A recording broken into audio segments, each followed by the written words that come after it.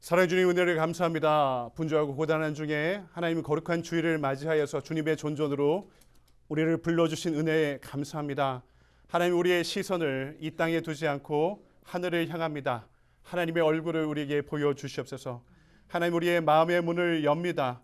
성령 하나님 우리 마음 보좌의 주인으로 자정하여 주셔서 하나님 주님의 진리의 말씀 앞에 온전히 서는 시간 되게 하시고 세상에서 힘을 잃어버린 우리의 손과 발이 성령의 기름 부으심 가운데 구원에 참된 기쁨과 감격을 회복할 수 있는 이 거룩한 주일이 될 수 있도록 인도하여 주시옵소서. 이 시간 우리의 찬양을 받아주시고 주님 우리의 기도 가운데 응답하시고 하나님의 영광과 임재로 가득한 이 예배가 되게 하여 주시옵소서.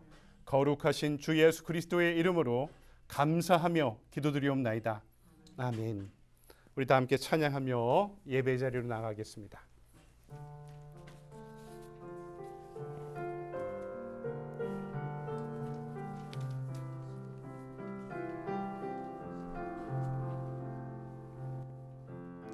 지극히 높은 주님의 나 지성소로 들어갑니다. 세상의 신을 벗고서 주 보좌 앞에 엎드리리. 내 주를 향한 사랑과 그 신뢰가 사그러져 갈 때 하늘로부터 이곳에 장막이 덮이네. 이곳을 덮으소서. 이곳을 비추소서. 내 안에 무너졌던 모든 소망 다 회복하리니. 이곳을 지나소서. 이곳을 만지소서. 내 안에 죽어가는 모든 예배 다 살아나리라. 지극히 높은 주님의 나 지성소로 들어갑니다. 세상의 신을 벗고서 주 보좌 앞에 엎드리리. 내 주를 향한 사랑과 그 신뢰가 사그러져 갈 때 하늘로부터 이곳에 장막이 덮이네. 이곳을 덮으소서. 이곳을 비추소서. 내 안에 무너졌던 모든 소망 다 회복하리니. 이곳을 지나소서. 이곳을 만지소서. 내 안에 죽어가는 모든 예배 다 살아나리라. 이곳을 덮으소서. 이곳을 덮으소서. 이곳을 비추소서. 내 안에 무너졌던 모든 소망 다 회복하리니. 이곳을 지나소서. 이곳을 만지소서. 내 안에 죽어가는 모든 예배 다 살아나리라.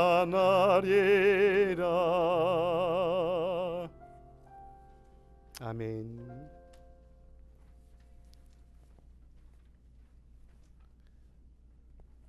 우리 그 뒤에 찬송가 함께 부를까요?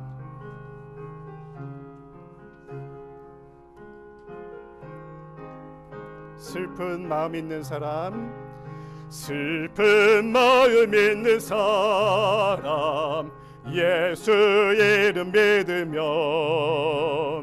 영원토록 변함없는 기쁜 마음 얻으리. 예수의 이름은 세상의 소망이요, 예수의 이름은 천국의 기쁨일세. 거룩하신 주의 이름 너의 방패 삼으라. 환난 시험 당할 때에 주께 기도드려라. 아멘. 예수의 이름은 세상의 소망이요, 예수의 이름은 천국의 기쁨일세. 존귀하신 주의 이름 우리 기쁨 되도다. 주의 품에 안길 때에 기뻐 찬송 부르리. 아멘. 예수의 이름은 세상의 소망이요, 예수의 이름은 천국의 기쁨일세. 우리 갈 길 다 간 후에 보좌 앞에 나가 왕께하며 멸육관을 드리리. 아멘. 예수의 이름은 세상의 소망이요, 예수의 이름은 천국의 기쁨일세. 예수의 이름은 세상의 소망이요, 예수의 이름은 천국의 기쁨일세. 아멘. 다시 자리에서 일어나셔서 사도신경으로 신앙 고백하십니다.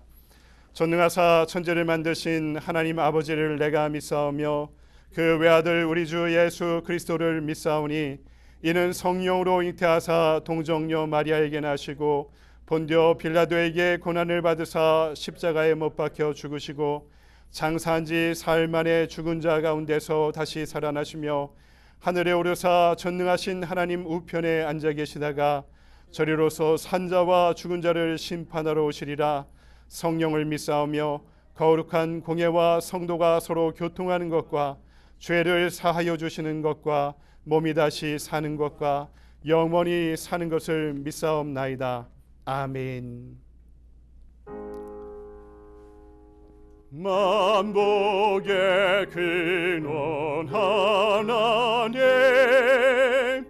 온 백성 찬송 드리고 저 천사여 찬송하세. 찬송 성부 성자 성령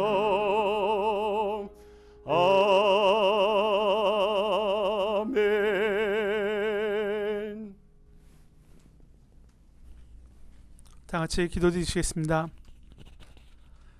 전능하신 하나님 아버지 감사드립니다. 먼저 오늘 좋은 날 주시고 하나님의 아름다운 날 주셔서 저희가 교회로 오는 발걸음을 가볍게 하심을 감사드립니다.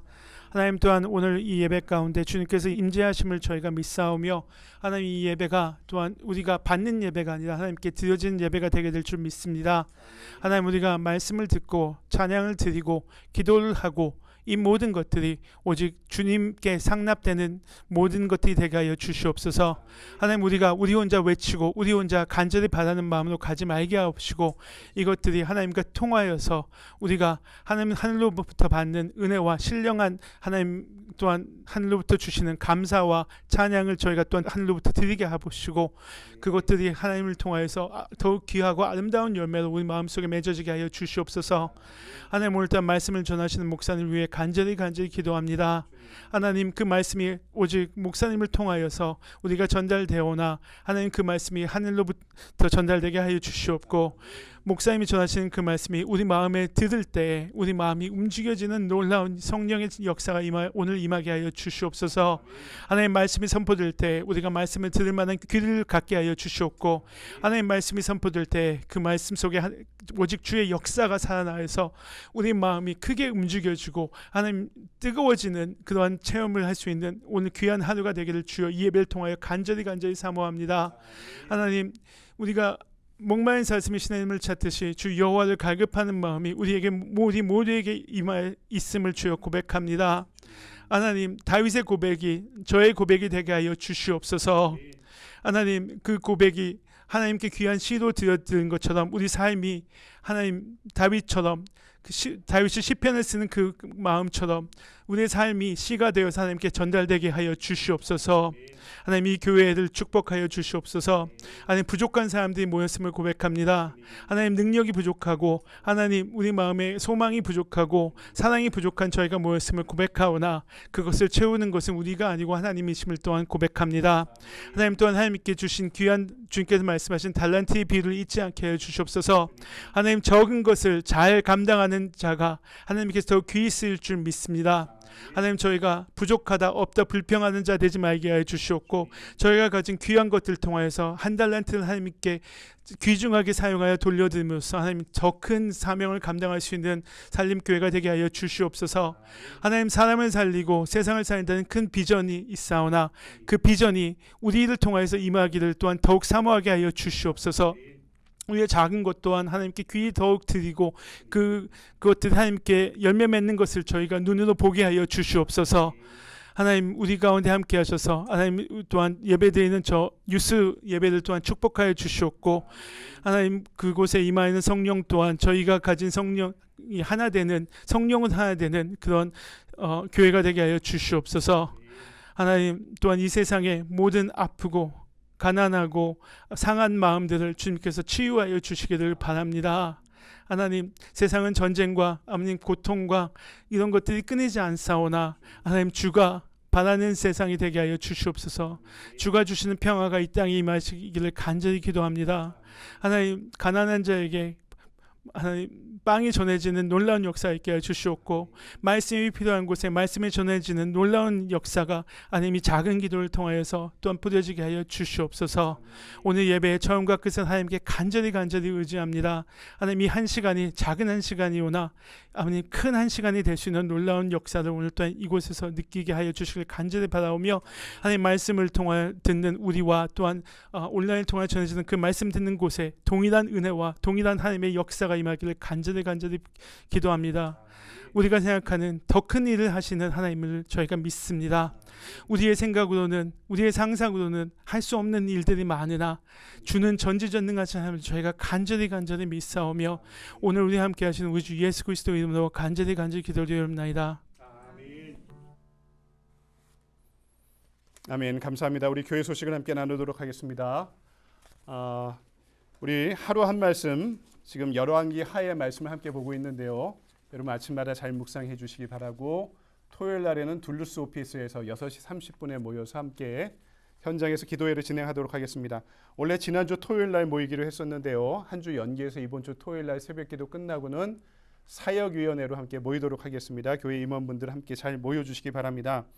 우리 교회에서 진행하고 있는 선교지 개척 지역 후원을 위해서도 여러분 셀 모임 때마다 우리가 우리의 선교라고 생각하시고 우리의 선교와 후원을 받는 그 가정들을 위해 선교지를 위해 선교사님을 위해 계속 기도해 주시기를 부탁드리도록 하겠습니다.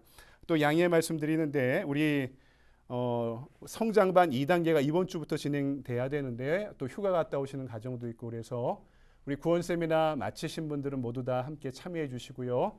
이번 주 지나고 그 다음 주 목요일부터 함께 모여서 진행하도록 하겠습니다. 이번에는 시간을 픽스하고 여러분 개인으로 제가 다시 한번 확인해 드리도록 하겠습니다. 다음 주일날 아마 제가 교재를 나눠드리면서 간단하게 오리엔테이션 진행하고 어떻게 성경 공부에 참여하실지에 대해서 안내해 드리도록 하겠습니다. 다른 광고 주보를 참고해 주시고 다 같이 자리에서 일어나셔서 213장 1절 부르시면서 준비하신 예물을 하나님께 드리겠습니다. 나의 생명 드리니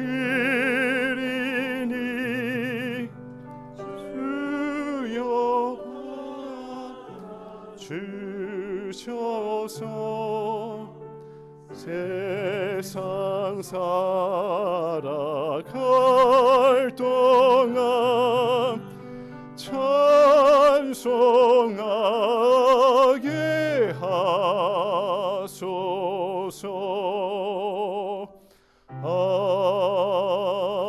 아멘. 할렐루야. 사랑해 주님, 뜨거운 여름입니다.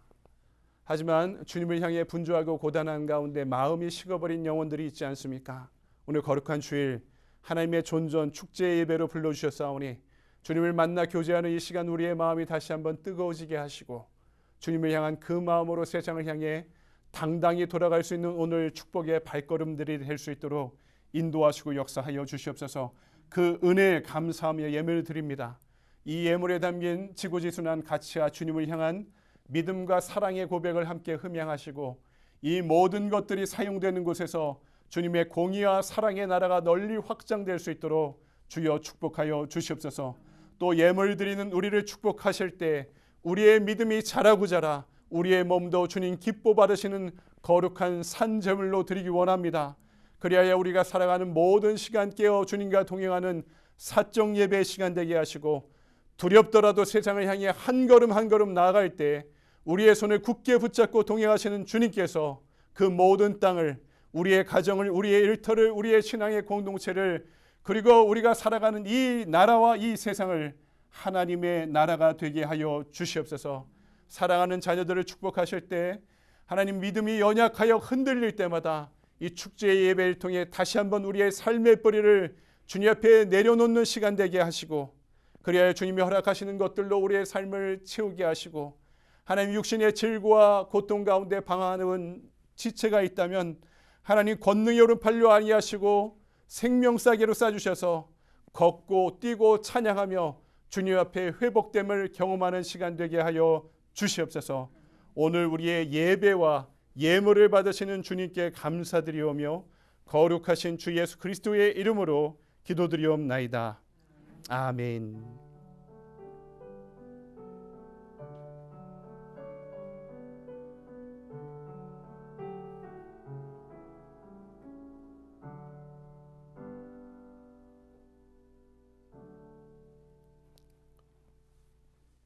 서신체로 오늘 우리에게 주신 말씀 함께 보겠습니다. 신약성경 에베소서 4장의 말씀 함께 찾아볼까요? 13절의 말씀 우리 함께 다 같이 봉독하겠습니다. 우리가 다 하나님의 아들을 믿는 것과 아는 일에 하나가 되어 온전한 사람을 이루어 그리스도의 장성한 분량이 충만한 데까지 이르리니 아멘. 주님의 말씀입니다. 다시 자리에 앉으시기 바랍니다. 우리 앞뒤자로 인사 나눌까요? 사랑합니다. 환영합니다. 축복합니다. 다 한 주간 잘 지내셨습니까? 건강한 모습으로 뵙게 되어서 너무나 감사합니다. 여러분 한번 따라해 보시겠습니까? 균형 잡힌 영성이 우리를 살린다 라는 제목으로 오늘 말씀을 함께 나누도록 하겠습니다. 여러분 기독교 신앙의 핵심은요 패러독스에 있습니다. 역설. 역설에 이 기독교 신앙의 심오한 메시지와 핵심과 주제가 담겨 있다 이렇게 이야기할 수 있습니다. 성경에 대한 이해가 이를 위해서 좀 필요한 상황인데요. 예수님이 성육신 하셨다라는 것도 신이며 인간이신 하나님이 이 땅에 오셨다 이렇게 이야기하잖아요. 한번 생각해 보십시오. 이게 어떻게 가능할까? 어디까지 신이시고 어디까지 인간이실까? 이게 진짜 아주 이해하기 어려운 역설이 아닐 수 없습니다. 신학계에서도요, 좀 보수적이고 근본적인 신학계는요, 예수님의 신성만 집중합니다. 반면에 좀 진보적이고 자유주의적인 신학계는요, 예수님의 인성에 대한 관심이 더 많습니다. 그러니까 이것이 잘못하면 균형을 잃어버릴 수가 있습니다. 한쪽만 이야기하다 보면은 이게 난센스가 돼버린 가능성이 있기 때문에 참 받아들이고 해석하기 어려운 문제가 되는 거죠. 그래서 이 역설이라는 것도 균형을 잃어버리면 안 되는 것이죠. 또 하나가 뭡니까? 십자가와 부활. 십자가와 부활은 서로를 반드시 전제로 합니다. 한쪽만 있으면 이것은 문제가 될 수 있습니다. 십자가 없는 부활, 영광에 대해서 고린도 교회의 바울이 경고하기도 했고요. 또 십자가만 이야기하다가 부활의 영광 가운데 참여하지 못하는 신앙의 균형감 상실이 우리에게 다가올 수도 있는 것이죠. 또 창조와 심판, 구약의 창세기로부터 시작해서 신약의 요한계시로 끝나는 이 성경 말씀이 관통하는 주제가 창조로부터 심판으로 이어지는데 생각해 보십시오. 심판하시려면 왜 만드셨습니까? 심판하시려면 굳이 왜 창조하셨냐? 창조하셨는데 그렇다면 왜 심판하시는가? 이것도 이 균형을 잃어버리면 이해하기 힘든 심오한 핵심이 또 역설이 아닐 수 없습니다. 그래서 이 모든 역설과 패러독스는 온전한 균형을 우리에게 분명하게 요청하고 있는 것이죠. 오늘 제자도란 주제에서 우리가 다루고자 하는 6번째 주제도요, 이 균형입니다. 균형에 대한 이야기, 우리 신앙에서 매우 중요한 주제가 아닐 수 없고요. 보통 교회에서 목사님들이 잘 이야기하지 않는 부분일 수도 있습니다. 근데요, 매우 중요한 주제이고요. 저희 목회 철학과도 아주 중요하게 관련되어 있는 부분이기도 합니다. 창세기 1장을 보면 하나님께서 세상을 창조하실 때마다 하루를 끝나실 때마다 어떻게 말씀하십니까? 보기에 참 좋았더라 이렇게 말씀하시죠. 이 좋았다는 단어가 히브리어로 토브라는 것인데요. 이 말의 뜻이 무엇이냐면 모든 것이 제자리를 잡고 제 역할을 하고 있는 상태, 다 자리 잡고 역할을 하고 있는 상태를 보시기에 좋았더라라고 이야기하고요. 이것은 다른 말로 균형이 있다라고 이야기할 수도 있습니다. 구약에 보면 이 토브랑 매우 비슷한 단어가 있는데요. 샬롬입니다. 샬롬. 하나님의 샬롬도요.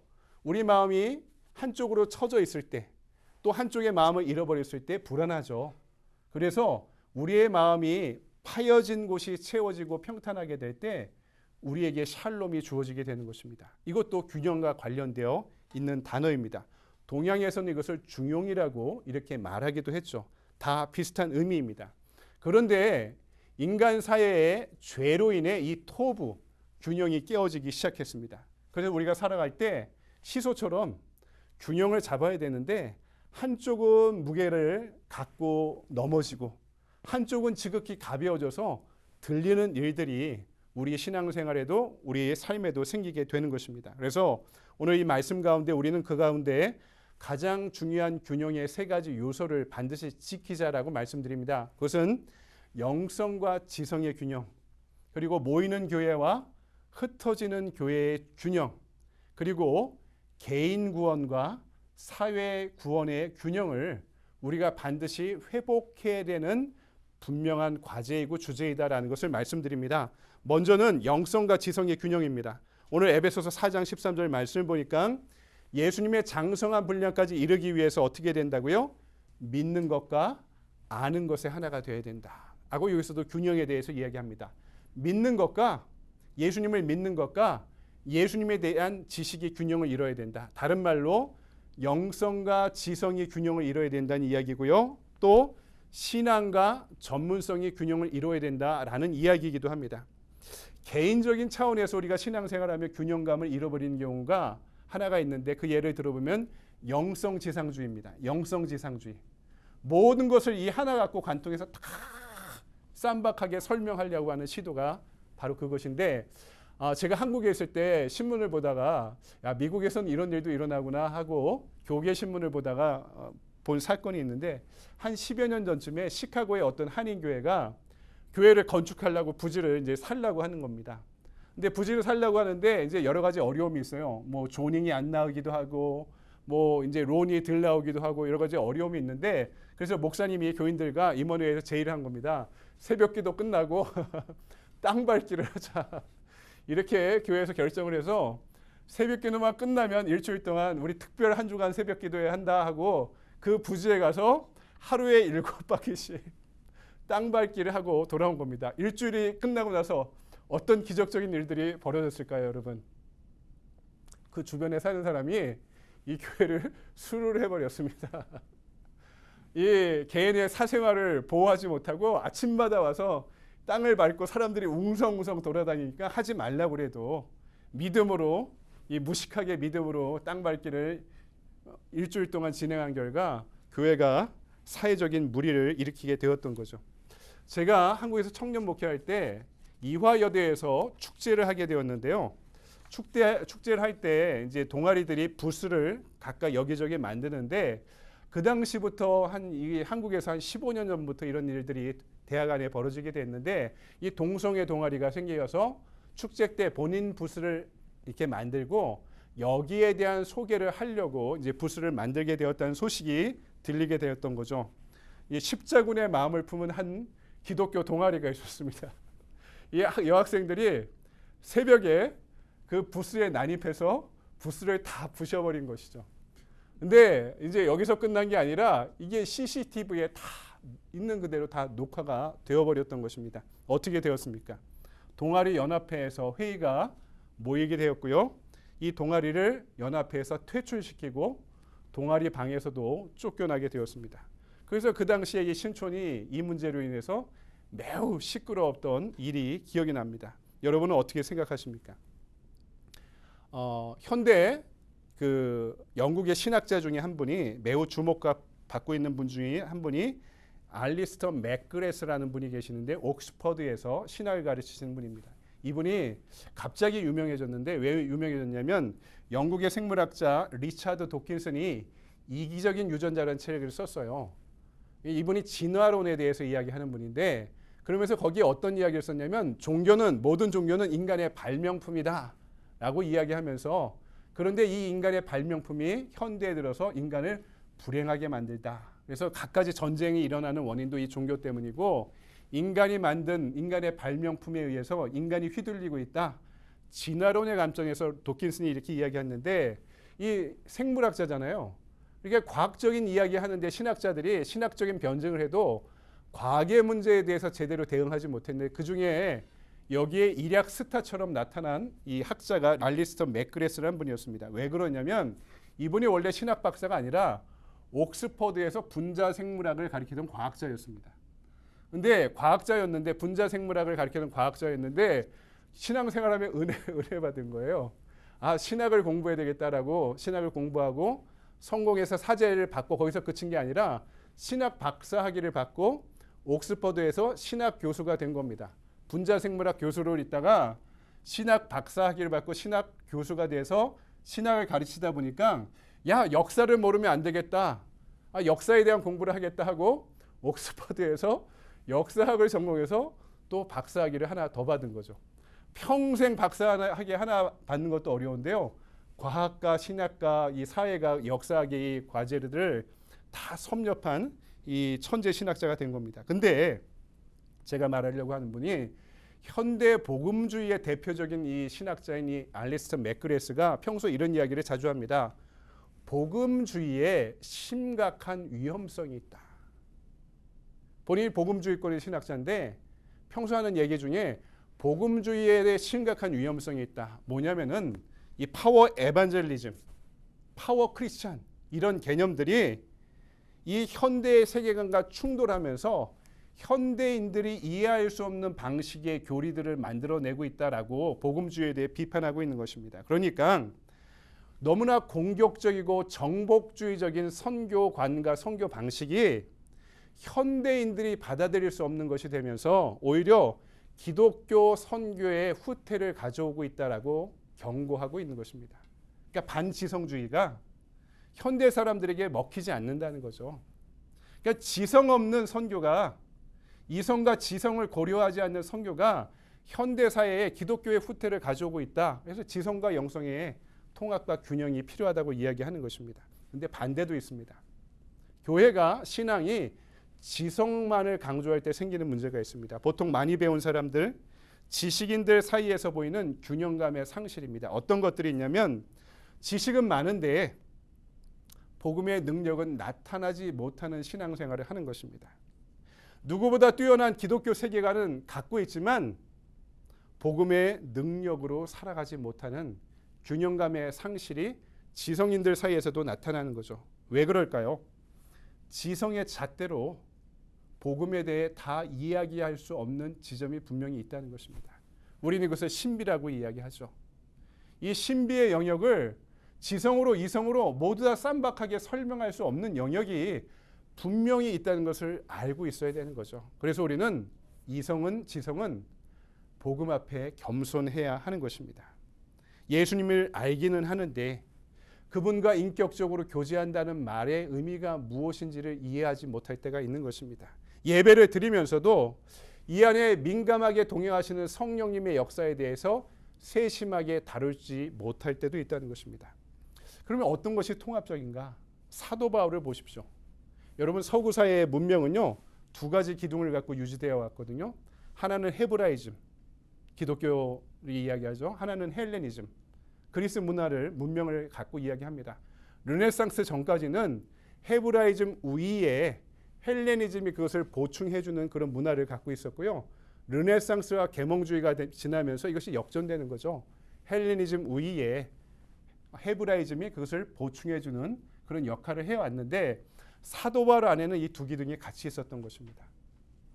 이 스토아 철학을 누구보다 정통히 공부한 사람이기도 하고 가말리알의 문화에서 누구보다 율법을 깊이 연구한 사람입니다. 예수님의 12제자가 이방 선교를 하지 못하는 이유가 있었던 거죠. 그들은 헤브라이즘에 대해서는 정통했지만 세상을 몰랐던 것입니다. 이 헬레니즘 사회가 어떻게 빠르게 발전하고 있는지, 어떤 세계관을 갖고 있는지에 대해서 예수님의 제자들은 잘 모르고 있었어요. 그 일을 할 수 있는 사람은 사도 바울이었던 거죠. 사도 바울이 이 당시에 헬레니즘의 심장부였던 아테네에 가서 복음을 전할 수 있었던 이유가 거기에 있었던 것이고, 영성과 지성의 통합 가운데 그가 이방의 사도로 부르심 받고 하나님 앞에 쓰임 받을 수 있었던 것입니다. 그러니까 사도 바울은요, 신학자이기도 합니다. 초대교회의 교리를 정립한 신학자이면서 거기서 끝이는 게 아니죠. 1차, 2차, 3차 선교여행을 가면서 수없이 많은 곳에서 복음을 전한 선교사이기도 하고 교인들을 돌보는 목회자이기도 했던 것입니다. 그 안에 누구보다 완벽한 균형감이 있는 바로 사도가 바울이었던 거죠. 그런 의미에서 우리는 영국의 감리교회 운동의 창시자였던 웨슬리가 젊은이들을 향해 이렇게 선포한 내용을 우리는 잊지 말아야 됩니다. 웨슬리가 이런 이야기를 했습니다. 마귀는 경건과 지성이 통합되는 것을 가장 두려워한다. 잘 생각해 보십시오. 마귀는 경건과 지성이 통합되는 것을 가장 두려워한다. 그래서 여러분, 우리는 성경을 연구하고 묵상해야 됩니다. 내 손으로 성경을 들고 읽으십시오. 교회 성경 공부도 참여하고, 그리고 교회만 알려고 하지 마시고 이 세상에 선교하기 위해서 이 세상이 어떻게 돌아가는지에 대해서도 관심 갖고 계셔야 됩니다. 칼바르트라는 20세기의 신학자가 신학에는 두 가지 컨텍스트가 있다, 텍스트가 있다. 하나는 성경이고 하나는 신문이다. 이런 이야기를 했습니다. 성경도 알고 세상도 알아야 된다는 거죠. 그렇게 우리가 영성과 지성의 통합을, 균형감을 갖고 있는 성도들이 되어야 된다는 것입니다. 두 번째는 모이는 교회와 흩어지는 교회의 균형입니다. 우리가 공동체로 모일 때 예배자로 모이죠. 그리고 여러분 결단의 찬송을 부르고, 제가 목사가 여러분을 왜 축도하시는지 아십니까? 세상을 향해 나아가는 발걸음을 축도하는 겁니다. 다 예배 잘 드리고 그냥 여기서 그냥 은혜 받고 만족하게 해달라고 그러는 게 아니라 이제 예배를 마치고 돌아가는 여러분을 세상의 선교사로 파송하는 겁니다. 그냥 모일 때는 예배자로 모이고 흩어지면 여러분의 직업과 여러분의 현장에서 선교사로 파송되는 것입니다. 정통적으로 이것을 모이는 교회와 흩어지는 교회라고 표현해 왔던 거죠. 모이는 교회에서는 예배, 구원, 교육과 양육 이런 것들을 담당하고 반면에 흩어지는 교회에서 전도하고 선교하는 것을 역동적인 사역을 담당합니다. 또 모여서는 함께 축제 예배를 드리며 공적 예배를 드리는 것이고 여러분 일상으로 돌아가시면 하루 한 말씀 아침에 왜 묵상합니까? 그 말씀 붙잡고 하루를 살아가기 위해서. 그러면 여러분은 사적 예배자로 살아가기 위해서. 개인들이 모일 때는 공동체적 교회가 되는 것이고 흩어지면 여러분 한 사람 한 사람이 원바디 하나의 원처치가 되어가며 살아가는 것입니다. 이것도 균형감이 필요한 거죠. 먼저는 열심히 모여야 됩니다. 지난주 사도행전 2장에 어떻게 이야기합니까? 날마다 모여 성전과 가정에서 모여 떡을 떼고 예배 드리는데 힘썼다고 이야기하죠. 초대교회는 그랬다는 것입니다. 날마다 모였다는 거죠.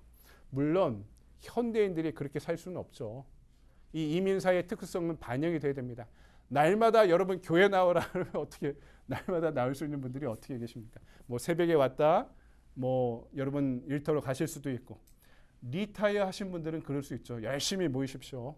리타이어 한 분들은 여러분 열심히 모이기에 힘쓰십시오. 제가 아는 장로님 중에 전에 청년 목회하던 장로님 중에 청년부 선생님이셨습니다. 이분이 소아과 의사셨는데요. 청년들과 선교 다니시면서 은혜를 받고 사명을 받으셔서 어떻게 하셨냐면 60세가 될 때 얼리 리타이어 하셨습니다. 본인 병원을 운영하는 큰 병원을 운영하시는 분이었는데 그 모든 것들 다 내려놓고 60세가 돼서 리타이어 하셔서요. 캄보디아의 우리 선교센터에 의료센터를 만드시고 제가 2014년에 올 때 이분도 가셨는데 작년에 오셨거든요. 9년 동안 부부가 거기 같이 사시면서 캄보디아 오지에서 의료 선교사로 계셨습니다. 얼마나 멋있습니까? 그러니까 여러분 모일 때는 예배자로 모이지만 흩어질 때는 여러분의 사명을 갖고 이 사회에서 여러분의 전문성을 갖고 이 사회를 하나님의 나라로 만드는 일에 힘써야 하는 것입니다. 여러분 근데 여기서 모이고 흩어지는 것을 잘해야 됩니다. 제가 군대 가니까 화장실에 이 두 문장이 써 있던 것을 지금까지 기억합니다. 화장실에 앉아 있는데 군대 군인들의 있던 어떤 금원 같은 이야기가 두 문장에 써 있더라고요. 피하기 어려우면 즐겨라. 피하기 어려우면 즐겨라 하는 문장이 딱 있고요. 그 밑에 이렇게 써 있습니다. 눈에서 멀어지면 마음에서 멀어진다. 왜 고무신 거꾸로 신느냐? 당연한 거죠. 당연한 거죠. 눈에서 멀어지면 마음에서도 멀어져요. 여러분 교회도 신앙생활도 그렇습니다. 우리가 모이는 데 힘쓰지 않으면요. 물리적 거리가 심리적 거리가 됩니다. 모이는 데 열심을 내야 되는 것이고 모여 있으면 은혜 받고 흩어지면 그 은혜 받은 대로 살아가려고 노력해야 하는 것입니다. 여러분 우리가 이 일에 균형감을 잃어서는 안 됩니다. 우리는 루터가 이런 이야기를 했습니다. 우리는 두 나라의 시민이다. 먼저는 하나님 나라의 시민권을 가지고 살아가는 사람이고요. 또 하나는 우리가 살아가는 이 세상의 시민으로 살아가야 될 책임도 있다는 것입니다. 모이는데 그리고 흩어지는데 여러분 힘쓰시기 바랍니다. 세 번째는 개인 구원과 사회 구원의 균형을 가져야 됩니다. 여러분 교회사를 보면 신기하게 보여지는 지점들이 저한테 있었습니다. 보통 초대교회가 생기고 100년 단위, 200년 단위로 항상 어떤 대각성 운동, 어떤 개혁 운동이 20세기, 21세기 동안 역사적으로 계속 반복되어 왔습니다. 가장 최근의 대각성 운동은 20세기 초에 한국과 영국과 인도와 미국을 중심으로 일어났던 영적 대각성 운동이 이루어졌었어요. 근데 이 대각성 운동을 보면은요, 내적으로는 신앙을 개혁하려는 노력들이 같이 일어났고요. 여기서 그치지 않았습니다. 이 바울이 비판하고 웨슬리가 비판하던 부분도 신앙인들의 정적주의를 비판했는데 이게 뭐냐면 여기만 좋사오니 하고 우리끼리 좋은 것을 항상 비판했어요. 교회가 개혁되면은요, 영적 대각성 운동은 항상 사회의 갱신과 개혁 운동으로, 변혁 운동으로 이어졌던 것을 보게 됩니다. 여러분, 예언자들도 평소 강조하던 부분들도 이 부분인데, 대예언자 구약의 이사야가 이렇게 이야기합니다. 이사야 1장 15절로부터 17절 잘 들어보십시오. 너희가 손을 펼 때 내가 내 눈을 너희에게서 가리고 너희가 많이 기도할지라도 내가 듣지 아니하리니 이는 너희의 손에 피가 가득함이라. 너희는 스스로 씻으며 스스로 깨끗하게 하며 내 목전에서 너희의 악한 행실을 버리며 행악을 그치고 선행을 베풀며 정의를 구하며 학대받는 자를 도와주며 고아를 위하여 신원하며 과부를 위하여 변호하라 하셨느니라. 아멘. 이사야가 선포하는 거죠.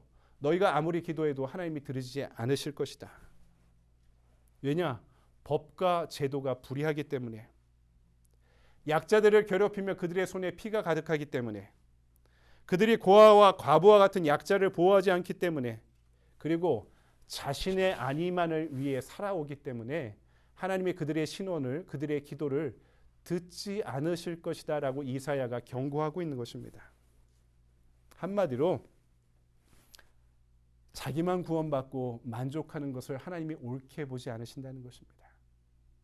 구원은 두 가지를 항상 같이 강조하는 겁니다. 내가 구원받으면 누군가 구원받을 수 있도록 전도하는 것이죠. 그리고 사회가 하나님의 공의와 하수가 흐르는 사회로 만들어가는 것입니다. 이것을 우리 감리교에서는 사회 구원이라고 이야기해 왔던 것입니다. 신약을 보면은 예수님이 제자들에게 기도를 가르쳐 달라는 제자들에게 이렇게 말씀하시죠. 하나님의 나라가 임하게 하옵소서. 나라가 임한다는 것은 하나님의 통치와 주권이 이 세상에서 이루어져야 된다는 것을 예수님이 기도를 통해 가르쳐 주신 것입니다.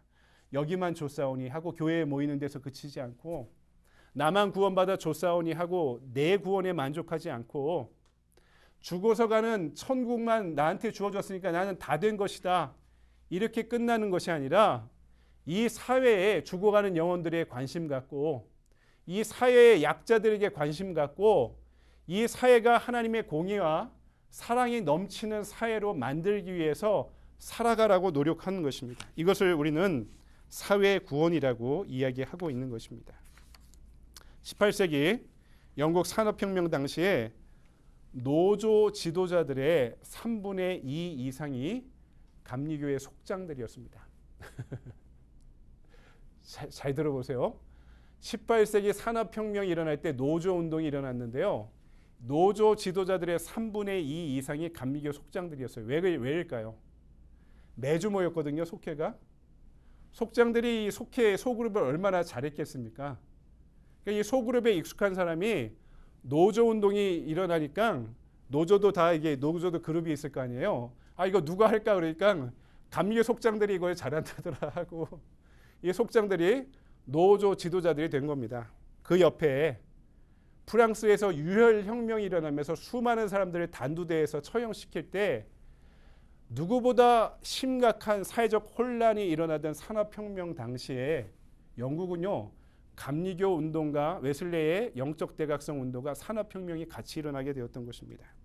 그래서 감리교 속장들이 건강한 노조운동을 통해 약자들을 보호하려고 했던 것이고요. 웨슬리와 감리교도들은, 여러분, 어메이징 그레이스라는 영화도 한 10여 년 전에 만들었었는데, 그 주인공이 윌버퍼스입니다. 영국 하원, 귀족 출신의 하원의원이었던 윌버퍼스가 노예 해방을 위한 운동을 평생 하고 노예 해방 법안을 통과시키고 돌아가시게 되었거든요. 그 일대기를 그린 영화가 어메이징 그레이스라는 영화인데요. 여기에 윌버퍼스의 그 멘토가 2명입니다. 나 같은 죄인 살리신 이 노래를 작사했던 존 웨슬리 목사님이에요. 그러면서 이 감리교도들이 영국 사회를 지탱하는 노예제를 폐지시켜야 된다라고 이렇게 나선 겁니다. 이 노예제는요, 그냥 문화가 아니었어요. 영국의 산업을 지탱하는 산업의 핵심이었습니다. 이 노예제와 연관돼서 직접적으로 파생적으로 연관된 산업이 영국 산업이었습니다. 그러니까 이 노예제를 폐지한다는 것은 지금 이 미국이나 한국으로 이야기하면 재벌을 해체라는 이야기가 똑같습니다. 그 사회가 받아들이기에 말이 안 되는 이야기였던 거죠. 그런데 웨슬리아 감리교도들이 노예제 폐지 운동을 합니다. 왜냐? 이것이 성서적이라고 믿은 것입니다. 심지어 당시에 미국이 독립하며 영국과 미국이 독립운동하며 싸우고 있었습니다. 수많은 영국의 젊은이들이 미국의 젊은이들이 피를 흘리고 있을 때요. 웨슬리아 감리교도들은 미국을 독립해야 된다고 지지합니다. 영국원에서 받아들이지 않아지던 태도였죠. 받아들일 수 없는 태도였습니다. 근데도 미국의 독립을 지지했습니다. 왜냐? 그것이 하나님의 뜻과 맞다고 믿었기 때문입니다. 그렇다면 여러분, 우리도 마찬가지죠. 목사로서 이야기합니다. 복음은 이 사회의 가치와 시스템보다 법보다 저는 우선이라고 믿습니다. 복음과 법이 충돌할 때 저는 복음을 선택해야 된다고 믿습니다. 복음과 문화, 복음과 이 사회의 시스템이 충돌할 때 저는 그 복음으로 이 사회의 시스템과 문화와 법을 변혁하는 사명을 우리에게 주셨다고 믿습니다. 이것이 바로 우리가 가져야 되는 균형감, 개인 구원과 사회 균형의 구원의 균형입니다. 이를 위해 우리가 할 수 있는 것이 무엇이 있을까요? 먼저 정직하게 살아야 됩니다. 정직하고 의롭게 우리의 생업을 이어가야 됩니다. 그리고 부조리한 법과 제도가 있다면 고치려고 노력해야죠. 민주주의 사회는 대의민주주의이기 때문에 우리가 직접적으로 할 수 있는 일들이 많지는 않습니다. 우리가 직접적으로 할 수 있는 게 뭡니까? 투표하는 거죠. 법을 고치기 위해, 또 사람을 세우기 위해 투표하는 것에 여러분 관심을 무관심하게 살아가지 말고 하는, 이것도 우리가 신앙적인 행위라고 받아들여야 되는 것입니다. 그리고 고난당하는 이를 돕는 것입니다. 너희가 고아와 과부를 신원하지 않아서 내가 너희의 기도를 듣지 않는다고 이사야를 통해 말씀하셨는데, 그렇다면 우리가 해야 될 일이 뭡니까? 사회 부조리에 의해 고난당하는 사람의 마음을 공감해 주는 것, 그들의 아픔을 공감해 주고 사회의 그늘을 바라보려고 노력하는 것입니다. 그리고 우리가 할 수 있는 한, 내 개인이 할 수 있는 한 도울 수 있는 일을, 실천적으로 도울 수 있는 일을 하는 것입니다. 여러분, 말씀을 정리합니다. 우리가 다 시소를 타고 있는 사람입니다. 어느 때는 엉덩이가 무거워서 밑으로 내려가기도 하지만 어느 때는 엉덩이가 한없이 가벼워져서 위로 올라갈 때가 있습니다. 주님께서 우리에게 원하시는 시대의 제자도는요, 균형을 갖고 살아가는 것입니다. 먼저는 영성과 지성의 균형을 잃지 말아야 됩니다. 또 하나는 모이는 교회와 흩어지는 교회의 균형을 잃지 말아야 됩니다. 그리고 마지막, 한 사람 한 사람을 구원하는 개인 구원과 이 사회를 변화시키는 사회 구원의 균형을 가져야 됩니다. 그래서 여러분, 전도하십시오. 죽어가는 영혼들을 안타까이 여기고 구령열을 갖고 한 사람 한 사람을 전도하십시오. 그리고 하나님의 공의가 하수처럼 흐르는 사회를 만들기 위해서 여러분 힘쓰게 되기를 주님의 이름으로 간절히 축원드립니다. 기도하겠습니다. 사랑의 주님, 예수 그리스도의 제자로 우리를 부르셨는데 우리가 제자로 살아가기 위해 필요한 것이 균형감이라고 오늘 말씀하셨습니다. 예수님을 믿는 것과 아는 것의 하나가 되길 원합니다. 주님을 믿고 따르는 것과 또 그것을 이해하려는 노력을 우리 함께 하게 하시고, 모이면 열심히 모여 주님을 예배하게 하시고, 흩어지면 또 열심히 흩어져서 하나님의 사람으로 살아가게 하여 주시옵소서. 그리고 한 사람 한 사람 죽어가는 영혼들을 구원하는 구원의 방주로서의 교회가 되게 하시고, 또 하나님의 공의와 사랑과 상관없이 멸망을 향해 흘러가는 세상을 안타까이 여기며 저 세상을 향해 당당히 나아가 하나님의 뜻과 하나님의 사랑이 실현된 인류 사회를 만드는 것이 우리의 선교적 사명임을 잃지 않고 살아갈 수 있도록 우리를 가르쳐 주시고 인도하시고 축복하여 주시옵소서. 거룩하신 주 예수 그리스도의 이름으로 감사하며 기도드리옵나이다. 아멘. 다 같이 자리에서 일어나셔서 결단의 찬송 586장 하시고 축도로 예배를 마치도록 하겠습니다.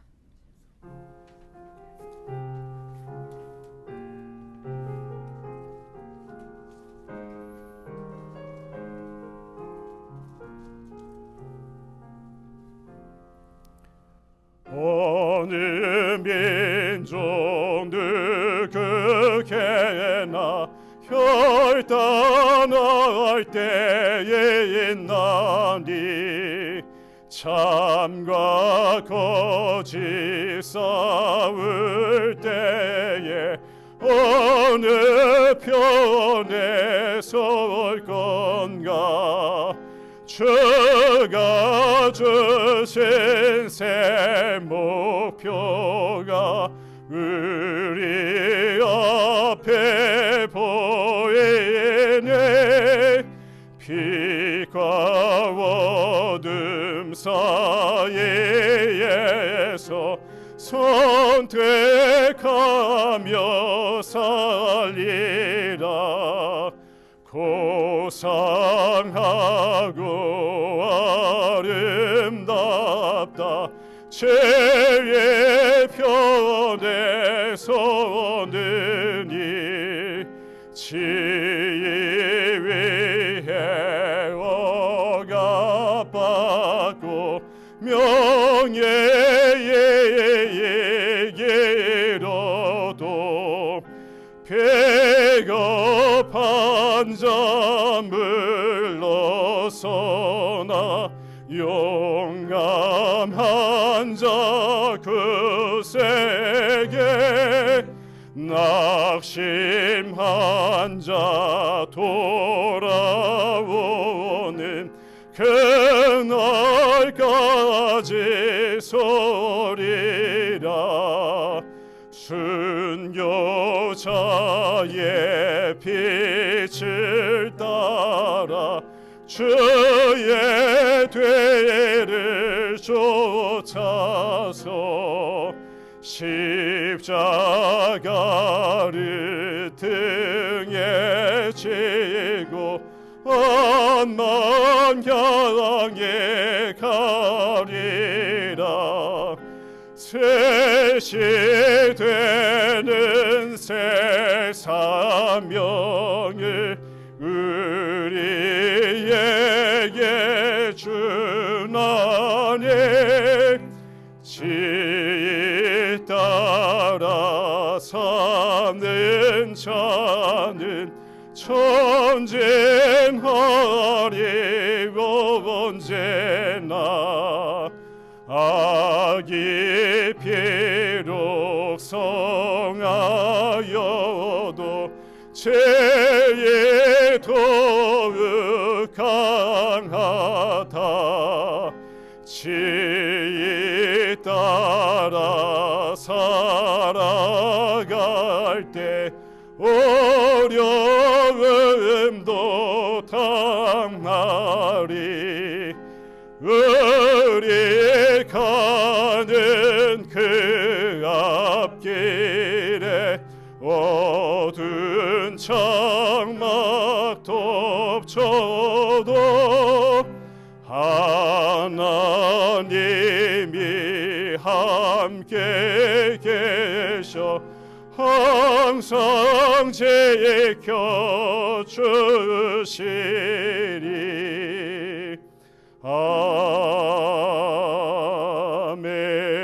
아멘. 함께 기도하겠습니다. 이제는 우리를 구원하신 예수 그리스도의 은혜와 한없이 용서하시고 품어주시는 아버지 하나님의 무한하신 사랑과 오늘 우리를 제자로 부르시고 땅끝을 향해 파송하시는 성령 하나님의 감화감동 역사하심이 개인으로서 영성과 지성을 통합하고 모이는 교회와 흩어지는 교회의 균형을 추구하며 죽어가는 영혼들에 대한 긍휼로 저희들을 구원하는 일과 더불어 하나님의 공의가 하수처럼 흐르는 사회를 만들어가길 위해 노력하길 원하는 이 자리의 모든 하나님의 사랑하는 자녀들과 제자들 위에 지금으로부터 영원토록 함께하여 주시옵기를 간절히 축원하옵나이다. 아멘.